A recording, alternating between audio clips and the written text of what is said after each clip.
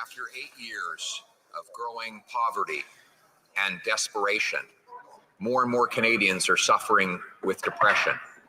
Some of them are going to food banks asking for help ending their lives, not because they're sick, but because life has become so miserable and they want to end their lives altogether.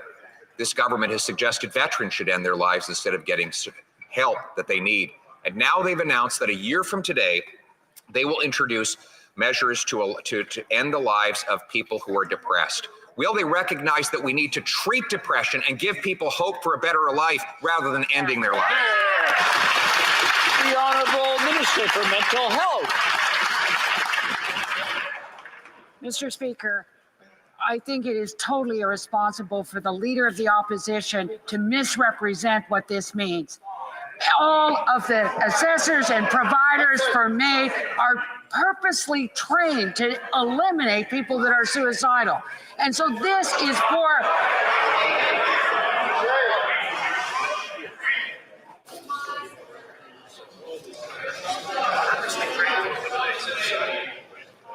Order. The Honourable Minister, please proceed. You have 10 seconds left. We, on this side, and with the support of the expert panel and so many Canadians, will continue to develop and provide the kind of mental health supports that are necessary for people who are depressed. But the people... The Honourable Member for La Prairie. After 8 years of growing poverty and desperation, more and more Canadians are suffering with depression. Some of them are going to food banks asking for help ending their lives, not because they're sick, but because life has become so miserable and they want to end their lives altogether. This government has suggested veterans should end their lives instead of getting help that they need. And now they've announced that a year from today, they will introduce measures to end the lives of people who are depressed. Will they recognize that we need to treat depression and give people hope for a better life rather than ending their life? The Honourable Minister for Mental Health. Mr. Speaker, I think it is totally irresponsible for the Leader of the Opposition to misrepresent what this means. all of the assessors and providers for MAID are purposely trained to eliminate people that are suicidal. And so this is for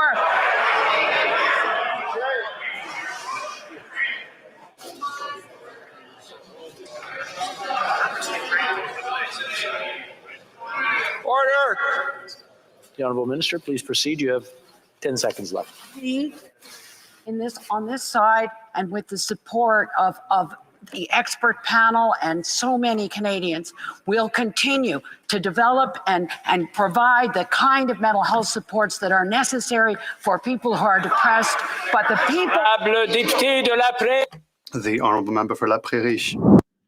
Good evening, everybody, and welcome to another edition of Speak Your Mind, the show that lets you, the viewer, wherever it is that you're watching us from, let us know your opinion. And today's topic, what we're going to be talking about, is about euthanasia. In other words, when somebody is at the point of no return in their illness, when somebody who is said to be in their last legs, as they say, can they pull the plug? Do you think it's something that is a bit more serious than what we think it out to be? Ms. Audrey, if this person wants to partake in our experiment, our survey, they can definitely do that. Good evening, and good evening, Ms. Lupita. Good evening, Pastor. Yes, as we had said, the program today is about euthanasia. In other words, if this person is unfamiliar with the word, it's also known as MAID here in Canada. It's medical assistance aid in dying. So this question we have for all of you, as you can scan the QR code and join our Telegram poll, the question is it a compassionate option for terminally ill individuals, or does it raise ethical dilemmas and risks? Let us know what you think for the following. It takes the pain away, or do you believe natural death is better, or does it sound like murder? Let us know what you think, and we'll be announcing the results during our program. And Ms. Lupita, if this person wants to send us a message, if they want to give us a call, they can definitely do that, right? Yes, they could definitely send us a message right now so that we could read their comments on air at 437-233-9815. Or if you want to call us and you could say it on air right now. Also, we have the number 877-785-8700. Thank you so much. And I think we already have our first caller. Let's see if we can connect them now. I believe we have Miss Josie. Can we see if we can connect her now? Hello? Yes. Miss Josie, can you hear me? Hi, sir. Yes, sir, I can hear you. How you doing, Miss Josie? I am good. How are you? I'm good. I'm good. Look, our topic tonight is about euthanasia. In what you do, Miss Josie, have you ever had a case? Have you ever had to kind of make a call or to help somebody through something like that, where they kind of pull the plug on their own selves? So were they what? I'm sorry? Where they would determine that they didn't want to live anymore. Their sickness, I guess maybe the patient thought, was a little bit too much or too much to bear, that they prefer dying. Have you ever had a case like that? I've seen lots of deaths in my field, in my career. I haven't seen so much that. I guess I've seen it mostly in the elderly, where they are terminal and there is no other, they're too far gone. And, have you heard of hospice? That's been, one of the routes, that we talk to about with family, keep, making the patient comfortable. But not euthanasia, not them saying actually put me to death. I have not dealt with that yet. Now, when it comes to dealing with a family who is more or less in that same field, I'm sure that every case is different. Is there something that maybe inside of you tell said family member who has a relative who's dying, who's already on their deathbed? Is there something that you let them know? Is there something that a process that you do or that you take to just make them feel better? Yes, so there's, like you said, case by case. Some patients are still, oriented. You can discuss it with them. Their, option, like you're terminal. There is no, no cure. There's no kind of like you're at end of life here, and you give them their options, and hospice is one of them. Sometimes the patient is altered, or they have dementia, or they can't answer questions like that for themselves. You discuss with the family whatever their illness is. And you now, know, Miss, and you being somebody who you work with patients every single day, what's your opinion on it? Do you think it's something that's right, or do you think it's something a bit out of line for somebody to call that on themselves? yeah, euthanasia, me personally, I'm against it. You know, it's also known as, you know, physician-assisted suicide to some people. Wow. I think that everybody should go on God's timing. You know, I agree with helping them through, like with their pain, with their anxiety, you know, but not actually pushing a medication to kill them, to help them die. You said it was called physician's assisted suicide? Yeah, that's how some people have known euthanasia as, like physician-assisted suicide. Yes, sir. Wow. Ms. Josie, thank you so much for speaking your mind, for giving us your insight. Have a good night, okay? Thank you. You too. Take care. You can keep giving us a call right now, 877-785-8700, or even through WhatsApp if you want, 437-233-9815. We're going to be going to our next video now. I want you to pay very close attention, and if you guys want to call, if you guys want to text, you can definitely do so. We'll be right back.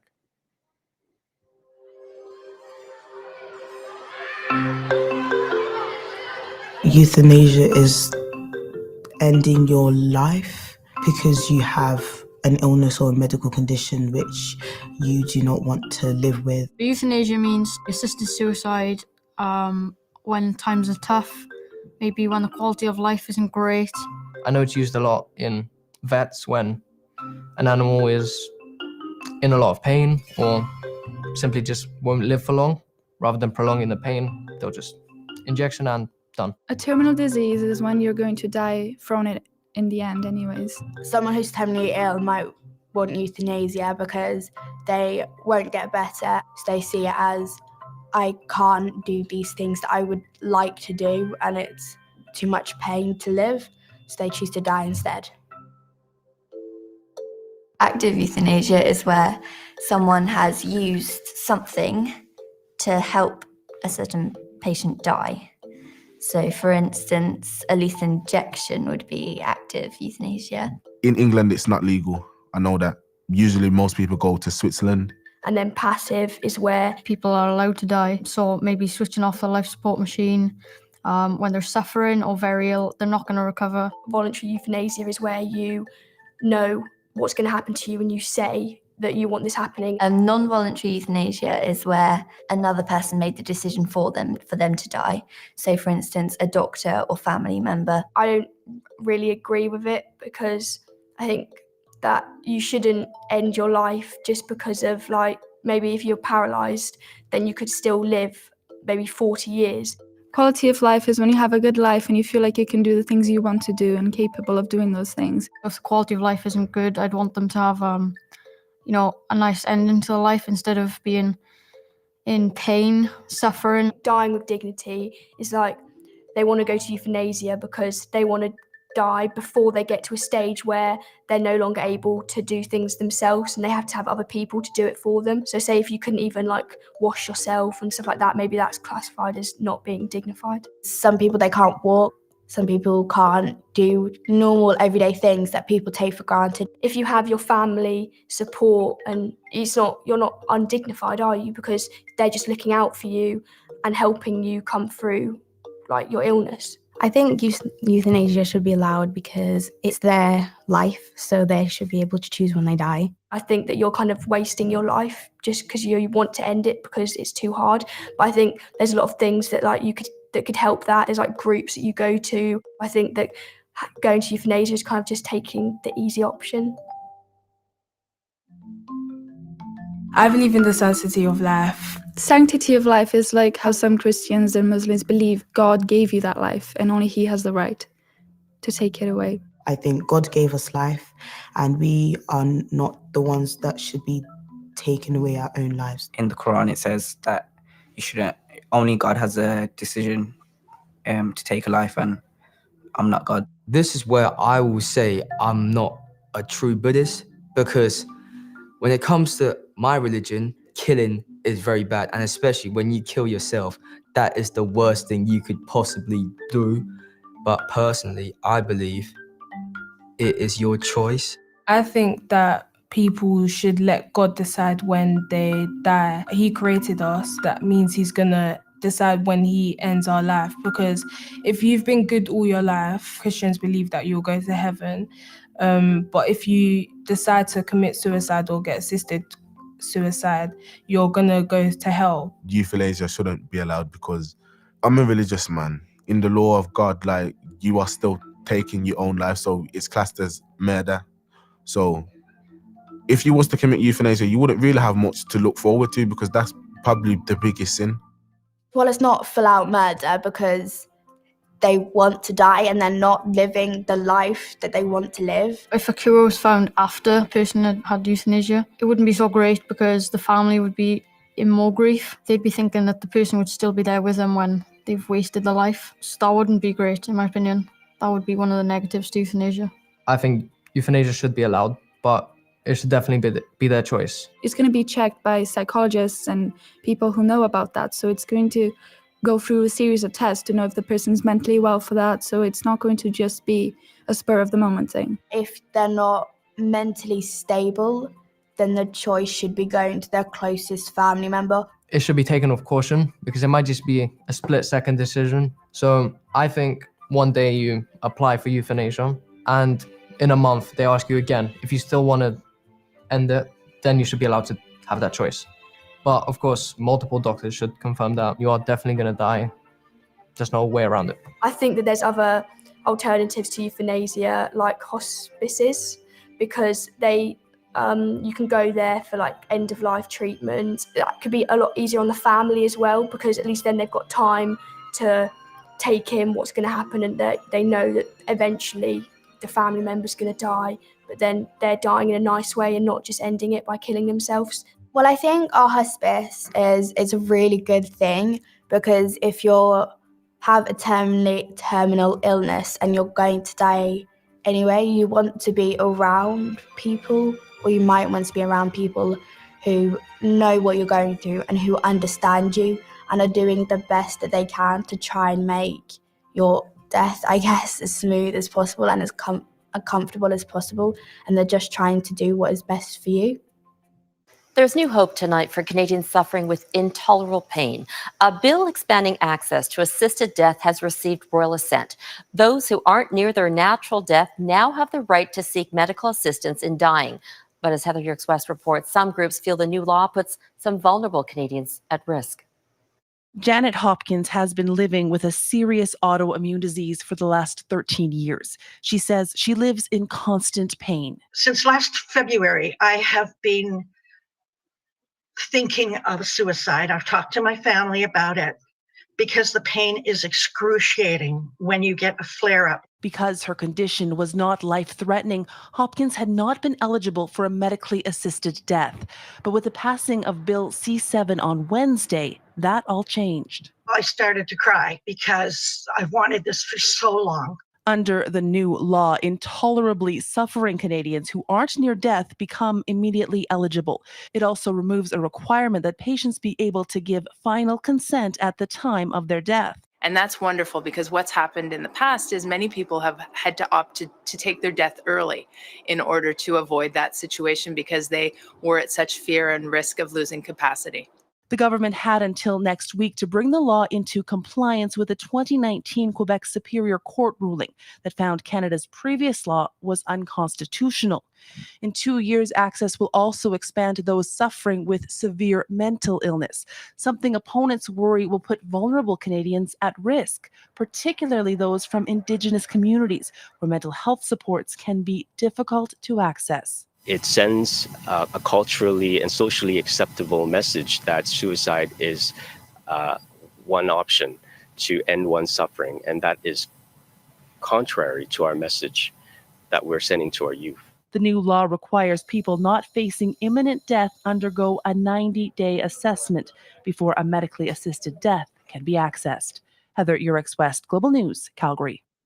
1-877-785-8700. You can give us a call right now. You can even send us a message through WhatsApp, 437-233-9815. You're going to be able to speak your mind, share your opinion, and let us know What do you think? Like you just finished seeing, no? A little bit heartbreaking when you hear news like that. But I think we also have a caller. Let's see if we can connect them now. Lorena.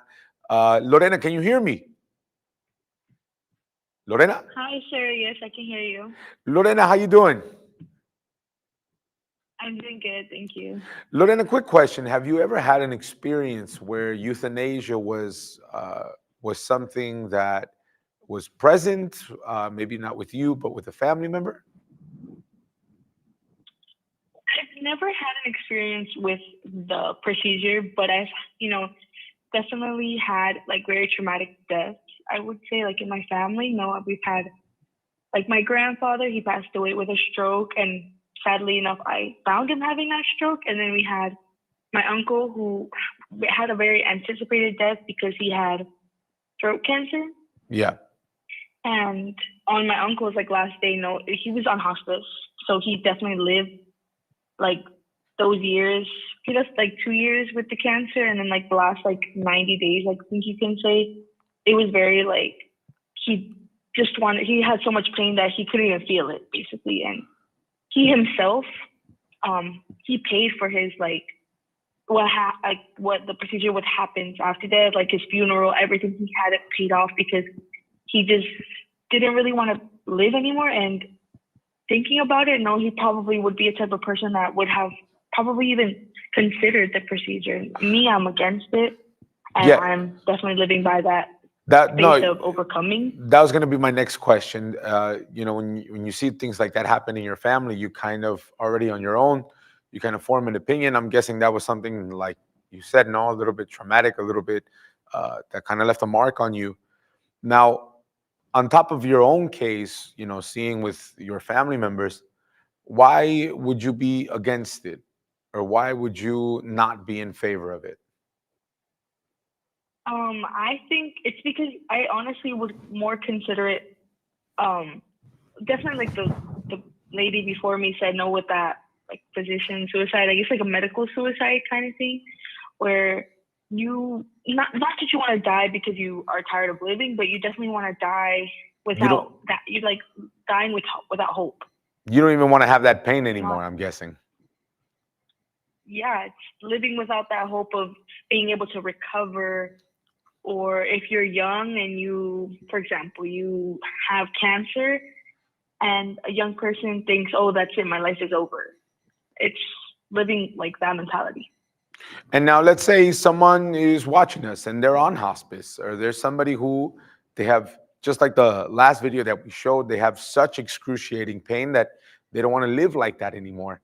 You being somebody who I can even say, has even more experience and authority to speak, why do you think this person shouldn't go through with a procedure like that? What would your message to them be? I would say, it's all in God's timing, I guess. It's all like very like you have to wait until that very last moment before losing it, because you have that faith inside of you that you're going to overcome it. It's not losing hope.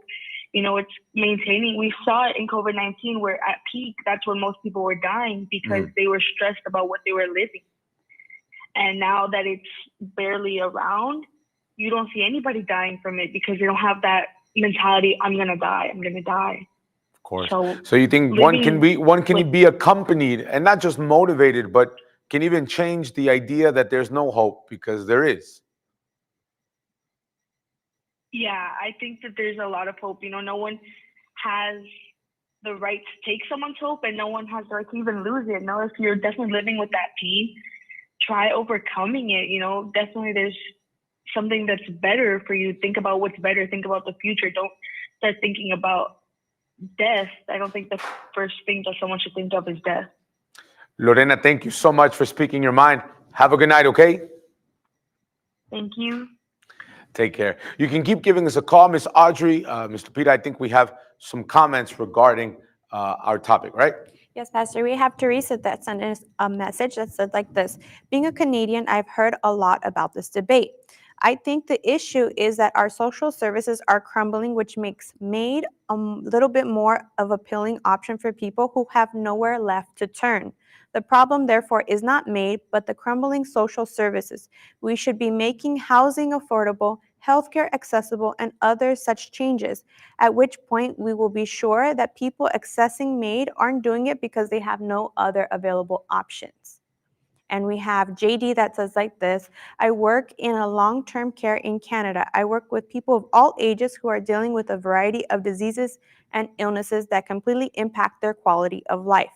I have had clients choose to do MAID, and I have seen how it truly is liberating and a positive experience for them. Allowing someone to choose how their life ends gives them control of their circumstances when diseases have taken control away from them. These are the two comments that we received, Pastor, and we'll be sharing more during the program. And I'm Lupita, just in the same exact way we had Lorena say, no, that, going through it with someone, you kind of give them a little bit of hope. You kind of let them know, hey, look, there's a way out. You have any comments either regarding that, or you can even speak your mind on that? Yeah. So I have Riza, who says, my grandmother did this after losing functionality in both her arms. It was difficult yet beautiful. Our family was in the room with her. And Danielle, that also is for the MAID. She says, my 25-year-old best friend used MAID after terminal and aggressive cancer diagnosis. I'm grateful that they got the option to choose when and how. They got to go and got to be surrounded by the closest. We got a proper goodbye. So we have the other side of it, another type of point of view of being for it. There are people who are okay with it, with seeing that their family members get a chance to say when they want to go. I personally don't really agree to it. I definitely think that, we understand that there are people who go through the pain, that go through that situation, but I think there's so many more consequences to it. Not only does the person that's feeling the pain get to go, but then they leave that traumatic idea or view of it with the family members. So I don't really agree to it.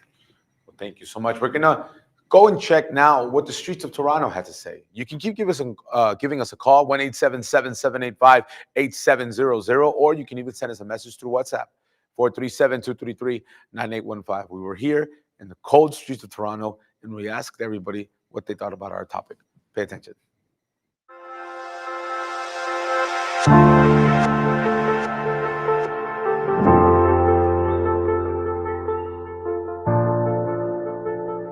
What do you think about MAID, medical aid assistant in diet? I think it's great.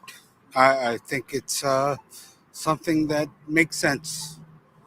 To suffer doesn't make sense at all. I would rather just wait for my time from God, as in for me to go when it's time, irrespective of whether there is too much pain, there is a medication that cure me or not. I would rather just wait my time out. I won't want that option of maybe filling the organs and then removing life support system. I would rather just wait it out and let my time come. Thing about taking people's life, and I don't think they should, because even though you're sick and you're really, really sick, okay, they would give you the option to say, yes, take my life. But sometimes the person is not thinking right because they are very sick. And, so I think it's a bad law. It depends on the person that is in that situation, right? I mean, if they're not able to think like what they want for their own life or their death, it's not decision of any other person, right? So that's my only thought. Like, if I am deciding for myself what I want to do with my life, that's okay, but not other people deciding for me, right? Because that's why we're human beings, right? What do you think could be ethical dilemmas with people deciding whether or not they should go forward with it or not? Ethical, I think other people have issues with it. I think the people that are suffering, I'm sure they wouldn't have issues in having it done, but others, like for religious reasons, probably would have some issues with it. Everybody is actually entitled to their opinion, and I will surely respect if they opt for that, because it's actually not easy seeing a family member going through pains, having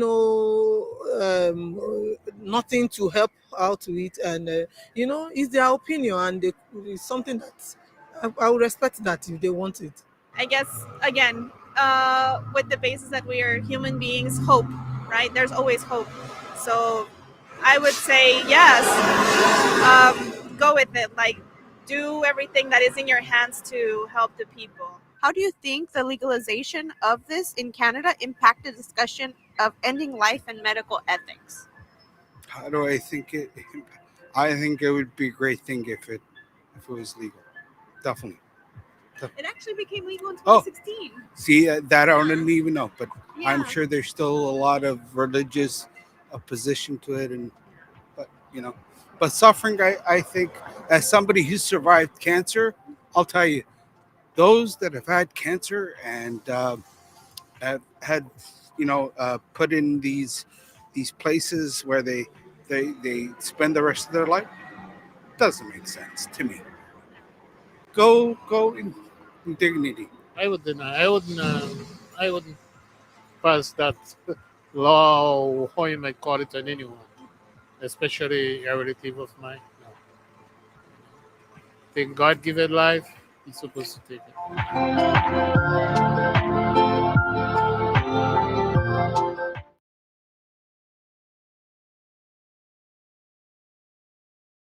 I have a bunch of patients who are waiting for it, right? They've been approved. They've not been approved. They're waiting and hoping to be approved.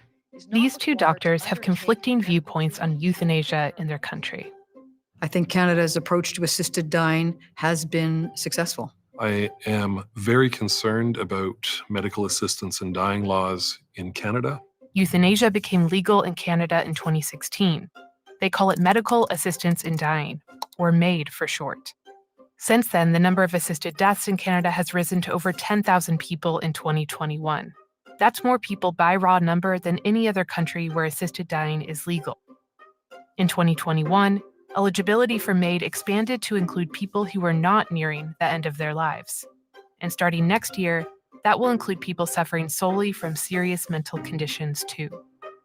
Our participants are here to engage in a new kind of debate. Yeah, that's where you and I would disagree. I know. Where instead of fighting over unvetted talking points, we ask each expert to pick 3 facts that their opponent would have to concede are true.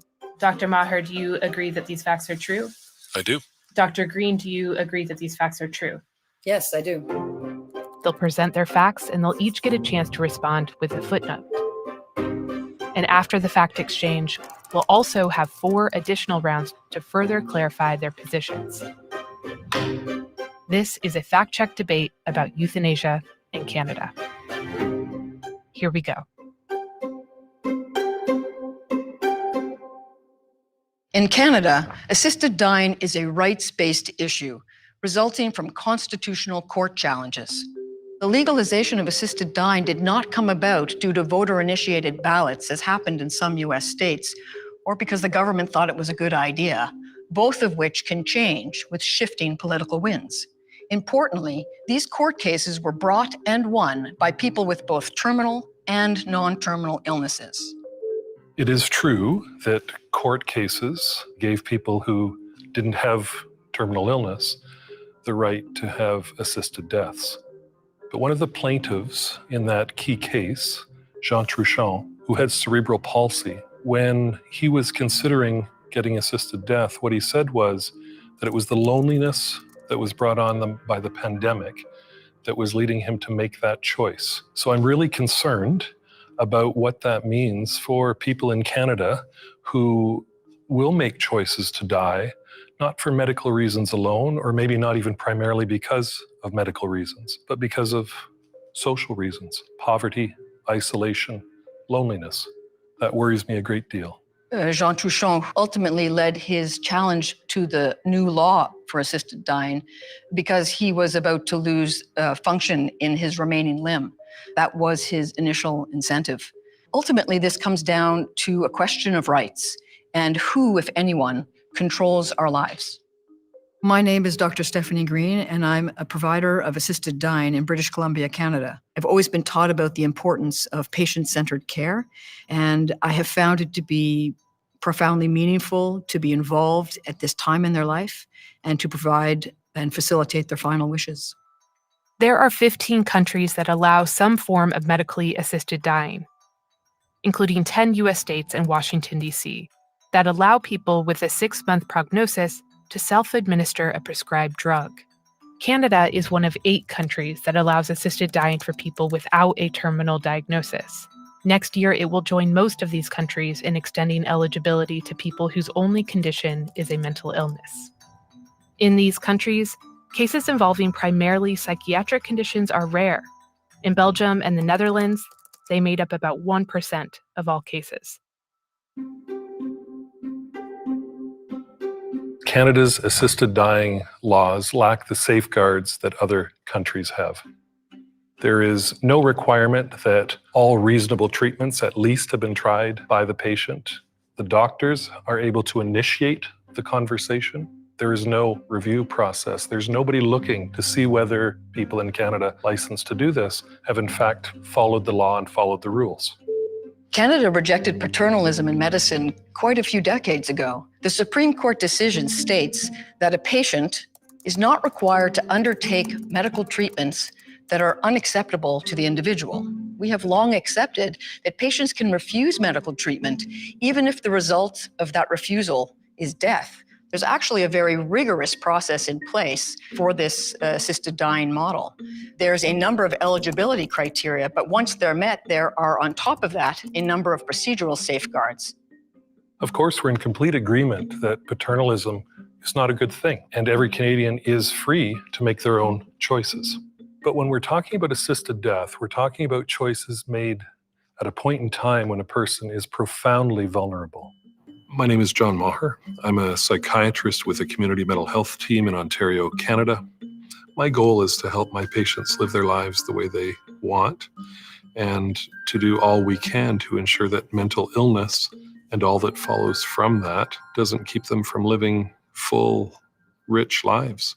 Now, I wanted to ask you about a fantastic piece you wrote, a brave piece about Canada's euthanasia laws. These assisted dying laws are supposed to be all about compassion. Tell me why you say it's a horror story in Canada.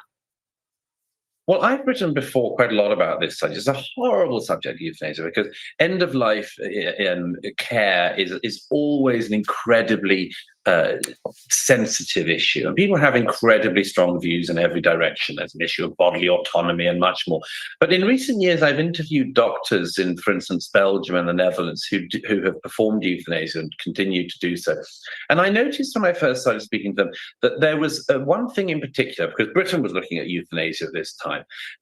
They often remarked to me that Britain had better palliative care than their countries because we didn't have euthanasia. Now, that struck me as a very interesting and important point. And that was with the allowance only of euthanasia for people with inoperable terminal conditions at the very end of their lives. But what I noticed also was that in country after country where this was done, it moved. People said, oh, you're getting all slippery slope on us, Douglas. But there have been cases I have written about and tried to highlight in recent years which really do prove that on this, the slope is very slippery indeed. I wrote last year about this poor young woman who was involved in the Belgian airport attack, the Brussels airport attack in 2016, saw a number of her classmates at the age of 17 blown to smithereens. And she was euthanized last year by the Belgian state because she had PTSD and depression from that attack. Now, Belgium won't of course, execute the perpetrators of the attack, the cell that survived, but they did end up putting her down on the state. And something very similar is happening in Canada. And in short, what it is in 2016, the Trudeau government, with all the liberal, hippy-dippy, lovey stuff that they always do around everything, said this is just end-of-life care. And then they brought it forward. And now we have the fact that in March of next year, that what they call MAID Act, which is the Assisted Dying Act in Canada, will, as of March next year, be allowed to take in patients who are not terminally ill and are not physically ill, but have a mental illness. And there have already been, and I write about this in the piece, I urge people to read it because it's a very, very serious issue, this. A 47-year-old woman who suffered from anorexia all of her life is going to be able to be euthanized next March in Canada. Now, what does that say to all of the young women and their families struggling with anorexia? And what does it say about the soldiers returning from war with PTSD in Canada, one of whom has already been suggested to have euthanasia to deal with his PTSD? This when people say this is all slippery slope argument, Douglas, very, very cheap argument, I say, no, the slope is really slippery. And in societies where we're always told, rightly or wrongly, that mental health is equivalent to physical health and mental illness equivalent to physical illness, just watch as this becomes a road to hell. Oh, I don't think it's even a slippery slope. It's a bloody water slide. Well, we're talking here about state-sanctioned suicide for mental health issues. We look at suicide as a tragedy because that's what it is, and now we're facilitating it. The state's facilitating it. It really is just and in the Benelux countries, as you explained, that's already a reality. And we're back with all of you. And I think we also have another caller. Let's see if we can connect Ashley. Ashley, can you hear us? Hello? Yes, I can hear you. How you doing, Ashley? I'm fine. How are you? Good, good. We've been asking everybody regarding our topic today about euthanasia. Basically, when you have a family member who's sick beyond saving, and said person either makes the call, or maybe a family member has to make a call. Have you ever had a situation or maybe a similar situation go on with something like that? Well, I had my uncle. He had a heart attack, and his brain was pretty much, dead. But they put him on the machine. His son had to make the decision whether to terminate him or, continue leaving him. So that was one experience that I had. In my personal, experience that I had with euthanasia was with my dog. But that was because, there was nothing else that I could do to save her. So the best bet was to put her down. Now, when you had that situation go on with your uncle, and you saw that that's basically how everything went down, what did you think? Did you think it was a bad idea? Would you have done something different? What's your mind about the euthanasia? I think that in some cases it should be done. In that case, I think since he was pretty much gone at that point, I think it was the better option to do it. Does it feel right? No, because it's like you have that slight hope that, something can happen. But, I wouldn't want to be in that situation that, I have to go that route. But unfortunately, I think that route was the better option for him. So you think it's basically every story is different, every case is different. So do you think there's ever, or there can ever be a moment where it's just a yes or no, it's a black and white, or do you think we're always going to have to weigh out those options? I think it's never easy, and I think before we go that route, we should seek other options, maybe other type of medical treatment before going that route. It's a very hard decision to make, but at that point, I think it's like you've gone through all the options, and that would be the only option in this case. I understand. Ashley, thank you so much for speaking your mind, for sharing with us. Have a good night, okay? Thank you. Take care. You can keep giving us a call right now, Miss Audrey. I think this person who has been voting on the Telegram, this person who has been placing their vote through the app, I think we already have our results, correct? We have here the results for our show, Pastor, because we have been asking, right, the medical assistance aid in dying for other people that have been watching us and have been actually talking about this, right? The options that we have placed here, does it take the pain away? Is it natural death better, or does it sound like murder? And we have the following, sorry, 1 second, Pastor. We are concluding the poll. And it's 22% that says it takes the pain away, another 32% that say it sounds like murder, and we have 46% that say natural death is better. Natural death is better. Ms. Lupita, do we have any comments? Yes. So according to what Ashley said, no, with euthanizing her own dog, we have this comment that goes from Fanny. We have no hesitation doing this for our pets we love. Why not humans? And we have Eric that says, sick and insane are the people that pass this law. They are criminals, and this should be crime against humanity. So we have those comments for tonight. Thank you so much. I wanted to share with you guys who are watching us now. Maybe you're someone who is sick. Maybe right now you have gone to the hospital, you've gone to the doctor, you've done everything you needed to do. You've been somebody who has even said, look, I'm just hoping on a prayer. But the Word of God shows us already what Jesus was able to do for you. You who are sick, you who are probably right now at the worst of the worst, you who right now are going through the most difficult time. Maybe today you were diagnosed with an incurable disease.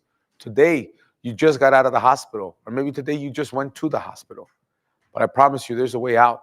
In the book of Isaiah 53, verse 4, it goes, but he was wounded for our transgressions. He was bruised for our iniquities. Then it says, by his stripes we are healed.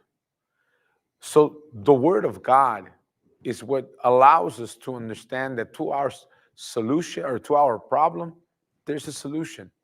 And that's what I want to share with you, that there is a way out. As a matter of fact, what I want to do with you now, I want to make a prayer. I want to pray for you who are watching us. Do you want a way out? Do you want to stop suffering? Then I want to pray for you right now. So how about this? I'm going to extend my hand to the camera, and I just want you to hear every word I'm saying. And if you have faith, no matter how big, no matter how small, believe that God is working right now. Okay? My God, in the name of the Lord Jesus Christ, I determine now the healing in the life of this person who watches us. My Lord, I don't know what they're going through. I don't know what sickness it is, whether it's arthritis, whether it's ammonia, whether it's high blood pressure, diabetes, pain, anything. I determine their healing right now. You who listen to us, be healed from the top of your head to the sole of your feet. What has been giving you pain, what has been working against you, Jesus right now, he enters inside and he heals you. He enters right now and he frees you. He delivers you. He sets you free. My God, your word says that by your stripes we are healed. I determine, my God, in these next couple of days, this person is going to notice the difference. In Jesus' name, and if you believe, say amen. Amen. God is working right now. God is working inside of your body in this moment. But take a step further. Be with us this Sunday at 10 o'clock in the morning in our gathering of faith and miracles. We're located here in Toronto, 2420 Dufferin Street. We're right there on the corner of Bowie Avenue, about a block and a half from Eglinton Avenue. You can take the 929 bus, the 29 bus. You're going to end up right in front of our building. Do you want to stop suffering? I promise, no matter how much pain you feel right now, physically, spiritually, miracles don't fall from the sky. Don't wait for your miracle. Provoke your miracle. This Sunday, 10 o'clock in the morning. And just so that you can see how God has been working, I want to show you Virginia's story. Somebody who was depressed, somebody who didn't know where to go, somebody who found the power of God and now lives a whole new story. Pay attention. God bless. See you soon.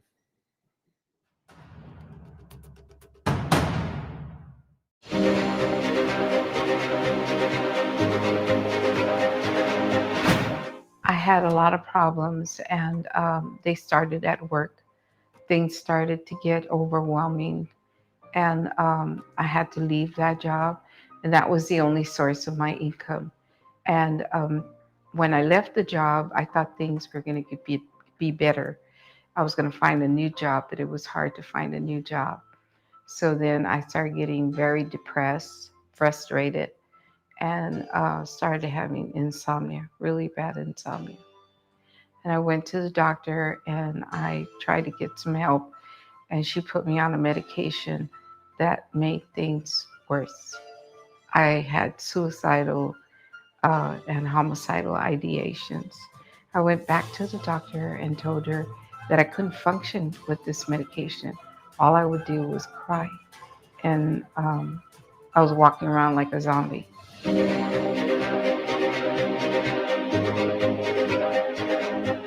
I know that my life was really, really in a bad state When I came to the church, I didn't have a job. I hadn't had a job for 3 years. And within 2 or 3 months, my whole situation, my whole life started to change for the better.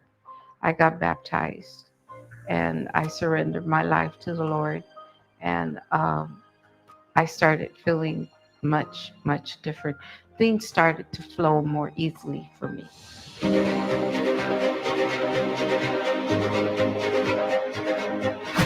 My life started changing almost immediately. I just felt different as a different person. And little by little, the depression left, the insomnia left. I also had physical ailments. They left. I became more positive in my thinking, and things were opening up. So to me, it's a win-win situation.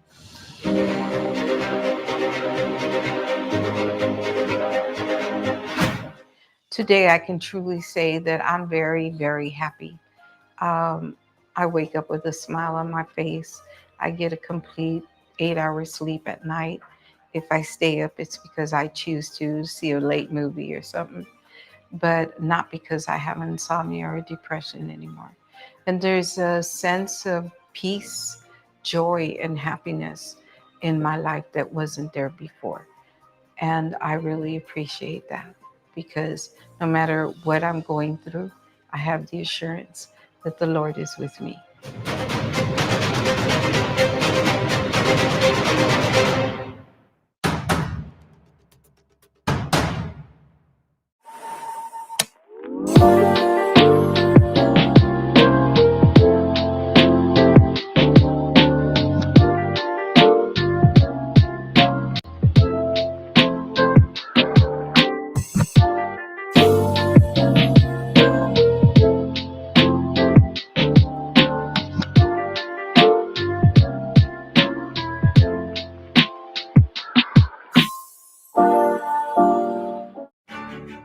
Join thousands of people every Sunday at 10 a.m.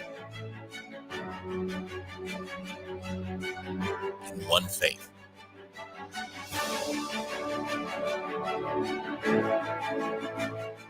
Based on this word, again, I say to you that if two of you agree on earth concerning anything that they ask, it will be done for them by my Father in heaven. Matthew 18:19. Receive the 7 prayers.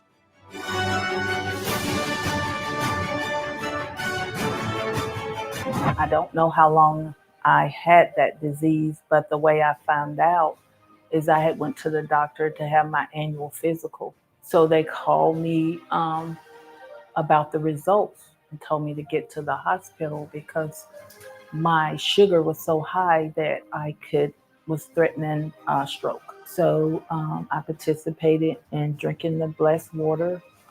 Faithfully, I did it every day. I just continued in my faith and coming to the church and fighting against it. Deliverance. I was a victim of witchcraft. My mother sacrificed me since I was young. I couldn't walk. I was paralyzed for a long time. I don't remember half of my life. I remember being in the hospital. It was King County Hospital. I remember that I had to learn how to walk. I had to learn how to write. I saw demons. People think that evil's not real. It is real. I went to a lot of churches, like 23 Christian church.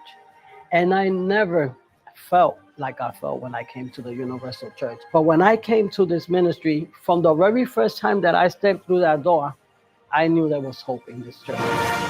Prosperity.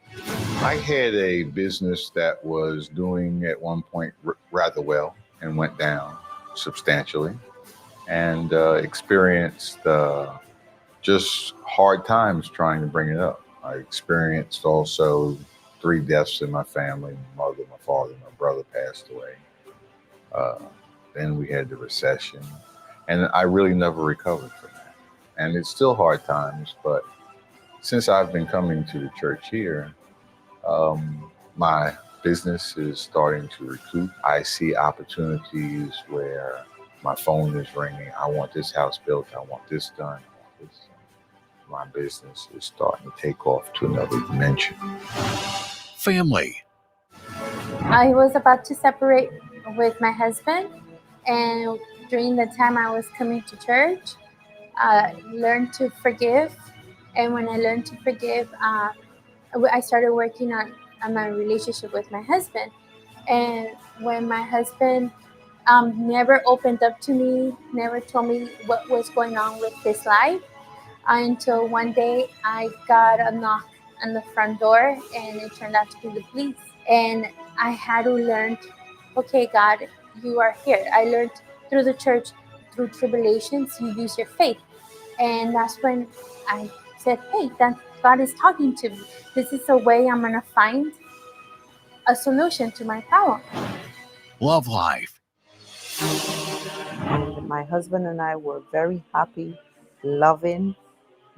Everybody in the neighborhood know us and always want their relationship to be like our relationship.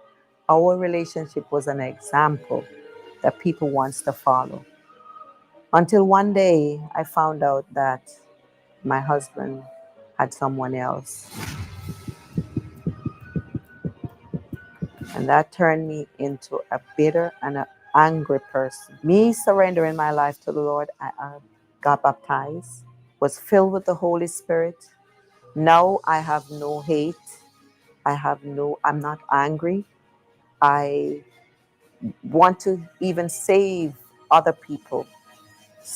Try to counsel other people who are going through problems in their marriage. Encounter with God. The suffering in my life, it started with me just basically having pain all over my body. And my mom took me to the doctor. They could not figure out what was wrong with me. I started having headaches, and the headaches get worse. It would go like from maybe a day, 2 days, 3 days. Then I started to have stomach pain. My whole body was in pain. And I just felt like something, just like a brick drop on my head. And I had that headache. It was so bad. And I was sweating. I felt like I was going to pass out. I wake up one Sunday morning and I'm coming to church and I'm like, I'm not leaving the church today without giving my life to God. I'm going to baptize today. And I came to church. Service is finished. I got baptized. And I never looked back. Temple of Miracles, 2420 Dufferin Street, Toronto. 2420 Dufferin Street, Toronto. And every Universal Church countrywide.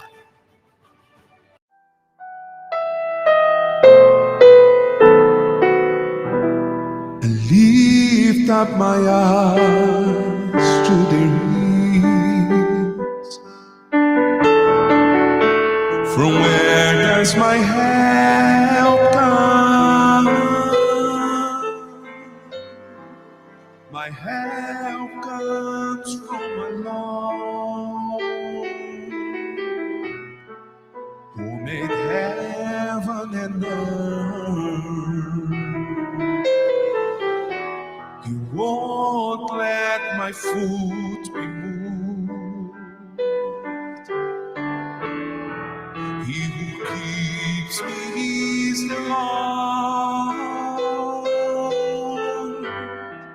the one who keeps Israel. Will neither slumber nor sleep.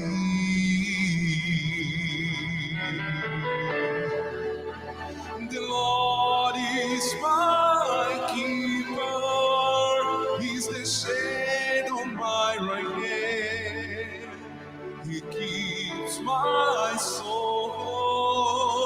He protects me from all evil. He keeps my going out and my coming in, from now on and forever.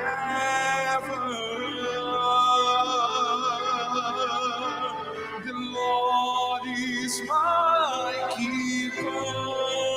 He's the shade on my right hand. He keeps my soul. He protects me from all evil.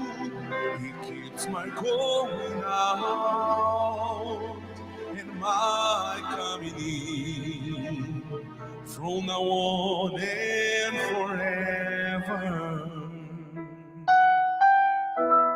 I lift up my eyes to the hills.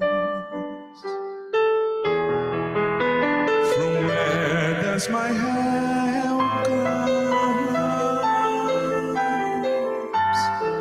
My help comes from my Lord, who made heaven and earth. He won't let my foot be moved. He who keeps me is the Lord. The one who keeps Israel.